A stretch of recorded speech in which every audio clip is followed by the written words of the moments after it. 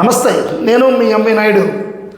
బొబ్బిలి, రాజాం, గజపతి నగరం, చీపురుపల్లి యొక్క bulletin point చూస్తే ఆషాఢ మాసం సందర్భంగా ఉత్తరాంధ్ర ఎలవేల్పు చీపురుపల్లి కనకమహాలక్ష్మి అమ్మవారు ఆదివారం భక్తులకు శాఖాంబరి దేవి రూపంలో దర్శనమిచ్చారు.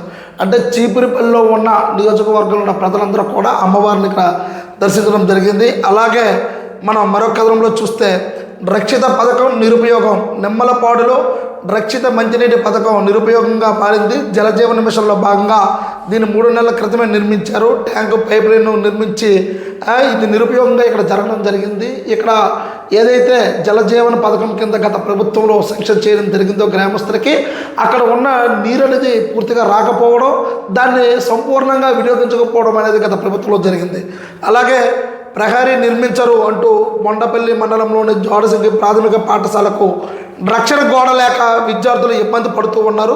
పశువుల ఆవరణలోకి వస్తున్నాయని గ్రామస్తులు చెబుతూ ఉన్నారు. ఇటీవల సమస్యను మంత్రి శ్రీనివాస్ దృష్టికి తీసుకెళ్ళినట్టుగా చెప్పారు. అంటే ఇక్కడ ప్రాథమిక పాఠశాల అనేది ఇక్కడ ఉంది. ఇక్కడ విద్యార్థులందరూ కూడా చదువుకుంటూ ఉన్నారు. అలాగే పాఠశాలకి ప్రహరీ గోడ లేక పూర్తి స్థాయిలో బయట నుండి వచ్చే పశువులే కానీ, అలాగే రాత్రిపూట ఇక్కడ యువకులు కూడా లోపలికి వెళ్ళి కొన్ని అవాంఛనీయ సంఘటనలు కూడా చేస్తూ ఉన్నారు. దాన్ని మంత్రి శ్రీనివాసరావు దృష్టికి తీసుకెళ్ళడం జరిగింది. దాని ప్రహరీ గోడ కూడా సెక్షన్ చేస్తామని చెప్పారు. అలాగే మండలంలోని మదనాపురం జగనన్న కాలనీ వాసులు తుప్పల మధ్యలో నివసిస్తూ ఉన్నారు. గత ప్రభుత్వం మౌలిక వసతుల కల్పనలో చొరవ చూపడంతో ఈ పరిస్థితి నెలకొంది. అంటే జగనన్న కాలనీ అనేది గత ప్రభుత్వంలో చాలా ప్రతిష్టాత్మకంగా తీసుకున్నారు. అయితే అక్కడ ఇల్లు అనేది గ్రామానికి దూరంగా ఉండడం, అది పూర్తిగా కావలసిన వసతి సదుపాయాలు లేకపోవడం చాలా నిర్మానుషంగా మారుతున్నట్టుగా మనం చూస్తూ ఉన్నాం.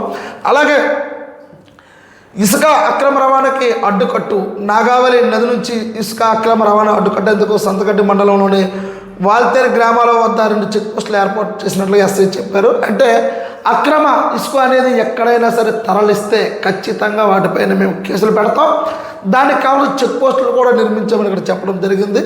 అలాగే మరో కథలో చూస్తే అజ్ఞానం పోగొట్టే శక్తి గురువులకే ఉంది అనేది ఈ కథలో మనం చూస్తూ ఉన్నాం. అలాగే మరో కథలో మనం చూస్తే ఇక్కడ పూర్వ విద్యార్థులు ఆత్మీయ కలయిక బైరిపురంలో పూర్వ విద్యార్థుల సమ్మేళనం అనేది ఇక్కడ జరిగింది.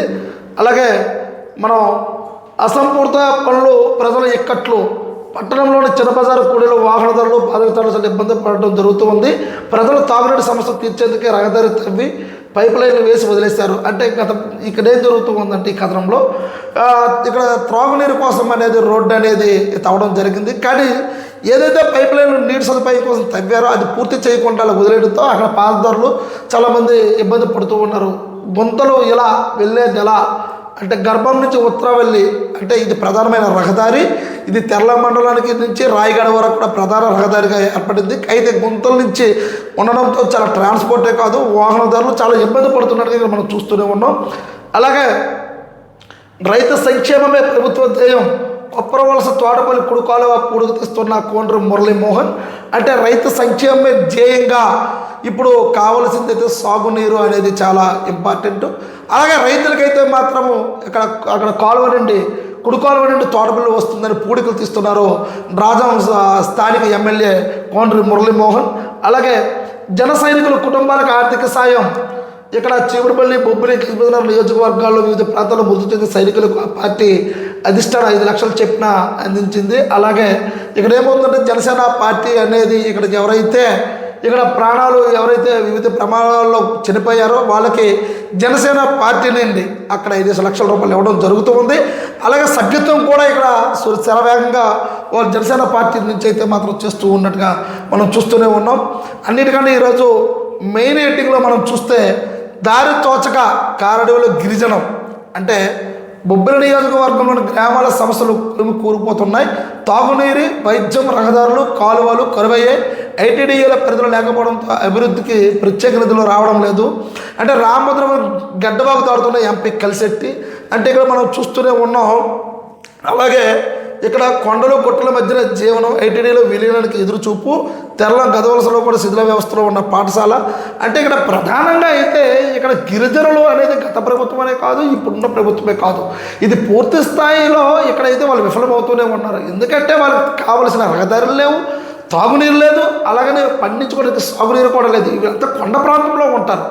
కాబట్టి ఇప్పటికైనా సరే ఓట్లు వేసిన తర్వాత మనం వాళ్ళ గాలికి వదిలేయకుండా వాళ్ళు డోలీలు కట్టుకొని వాళ్ళు ప్రసవించడానికి కూడా ఇబ్బందులు కలగడం మన స్టోరీలు అయితే మనం చూస్తూనే ఉన్నాం. ఇక్కడ ఇప్పటికైనా సరే ఇప్పుడు గత పాలకులైతే మాత్రం కళ్ళు మూసుకున్నారు. ఇప్పుడున్న పాలకులైతే మాత్రం ఖచ్చితంగా వాళ్ళు కళ్ళు తెరిచి వాళ్ళ యొక్క గిరిజన ప్రాంతానికి ఏదైతే మినిస్టర్స్ ఇచ్చారో అక్కడ ఉన్న ప్రాంతీయులకే ఇచ్చారు కాబట్టి అక్కడ ఉన్న సంస్థలు కూడా మినిస్టర్లకే తెలుసు కాబట్టి ఖచ్చితంగా గిరిజనులకైతే మాత్రము ఆ ప్రతిసారి కూడా వాళ్ళు ఇబ్బంది పడుతూ ఉన్నారు. అయితే మాత్రం ఇక్కడ ఉన్న విజయనగరం ఎంపీ ఒక చొరవ తీసుకున్నట్టుగా తెలుస్తూ ఉంది. ఇక్కడ కలిసెట్టి అప్పలనాయుడు అయితే మాత్రం ఇక్కడ ఒక ముందడుగు వేసి ప్రతిసారి కూడా వెళ్తున్నప్పుడు బొబ్బిలి నియోజకవర్గం కాదు విజయనగరం జిల్లా మొత్తం కూడా అతను పర్యటనలో భాగంగా వెళ్తున్నప్పుడు అక్కడ ఉన్నప్పుడే ఆడ పనులు కూడా పూర్తి చేస్తూ ఉన్నట్టుగా మనం ఈ దృశ్యాలు చూస్తూనే ఉండండి. ఎంఈ న్యూస్, నేను మీ ఎంఈ నాయుడు.